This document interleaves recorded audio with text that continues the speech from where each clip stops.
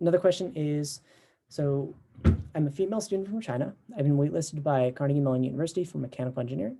Again, that's a feat in itself, right? Getting waitlisted shows that a school wants you, but just doesn't have the space for you. Your question is, what can I do to get accepted? Yeah, so that really segues into what we're going to talk about next in terms of strategy. So hopefully I can walk you through that.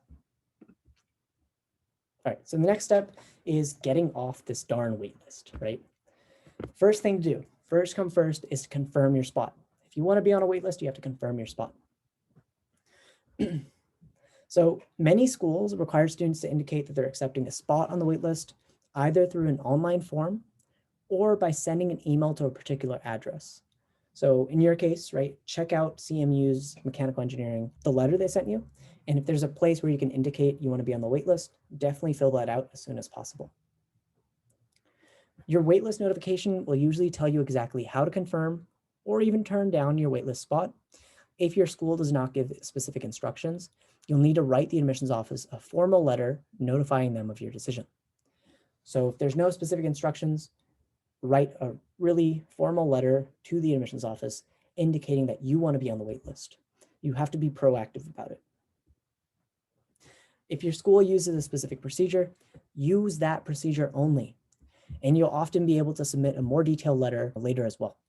Simply ask your admissions officer for advice on how to do. The next step is to communicate your sustained interest in relevant new information. In your letter, you should explicitly state your intention to stay on the waitlist.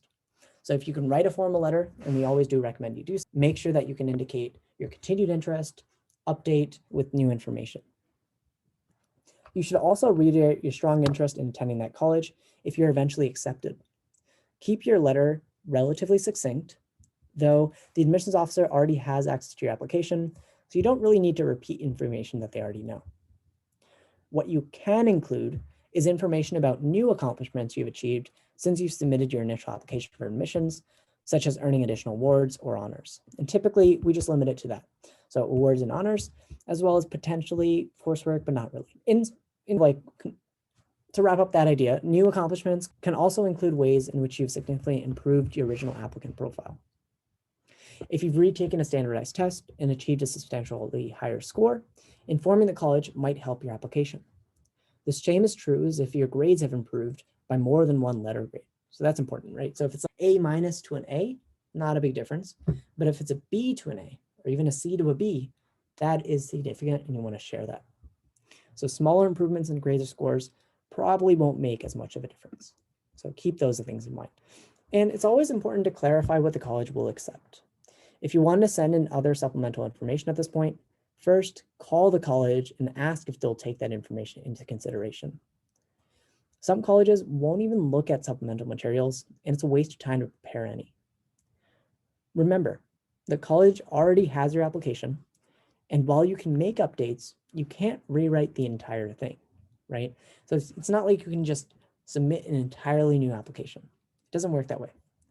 How it works is you're submitting updates, small updates, honors, awards, accomplishments, retaken standardized exam, or a grade that's one letter score higher, right? So just small supplements, just show that you're accomplishing things, as well as a letter of intent that's formally written. That's what's really important. It's not about creating an entire new application, because that's saying you're a completely new student. Also, don't forget to do your research on the college's website, and even call the college's admissions office if you're at all uncertain about whether or not to include a particular achievement or piece of information in your letter.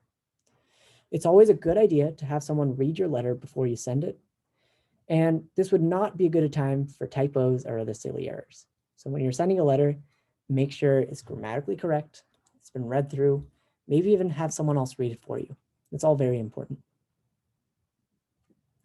And then follow directions completely. And that's very important.